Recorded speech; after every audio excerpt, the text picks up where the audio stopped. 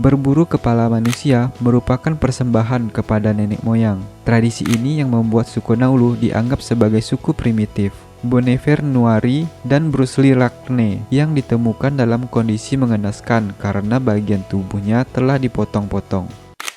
Hai Indonesia, selamat datang kembali di channel Sukbud, channel yang membahas tentang suku dan budaya Indonesia. Di video ini, kita akan membahas tentang tradisi penggal kepala sebagai mas kawin suku Naulu. Masyarakat Naulu masih hidup secara tradisional karena lokasinya yang jauh dari pusat kota. Tidak seperti masyarakat Indonesia pada umumnya, kebanyakan penduduk suku Naulu ini tidak memeluk agama apapun. Mereka mempunyai kepercayaan yang telah diwariskan secara turun-menurun. Untuk bertahan hidup, penduduk suku Naulu akan berladang dan berburu di hutan. Masyarakat yang mendiami Pulau Seram, Maluku ini memiliki tradisi yang mengerikan bagi sebagian besar orang. Bagi mereka, berburu kepala manusia merupakan persembahan kepada nenek moyang. Tradisi ini yang membuat suku Naulu dianggap sebagai suku primitif. Mereka percaya bahwa tradisi ini wajib untuk dilakukan agar terhindar dari bahaya atau musibah. Selain itu, tradisi ini dianggap sebagai sebuah kebanggaan dan simbol kekuasaan. Kepala manusia memiliki arti penting bagi suku ini.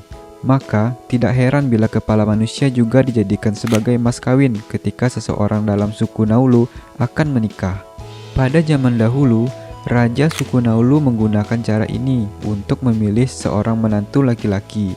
Sebagai bukti kejantanan, sang pria harus membawa kepala manusia sebagai mas kawin. Persembahan kepala juga dilakukan saat penduduk mengadakan sebuah ritual Pataheri. Ritual yang dilakukan sebagai perayaan atas dewasanya seorang anak laki-laki. Bagi remaja yang berhasil memenggal kepala seseorang, mereka akan mengenakan ikat kepala merah sebagai simbol kedewasaan. Tradisi ini sempat dinyatakan hilang pada awal tahun 1900-an.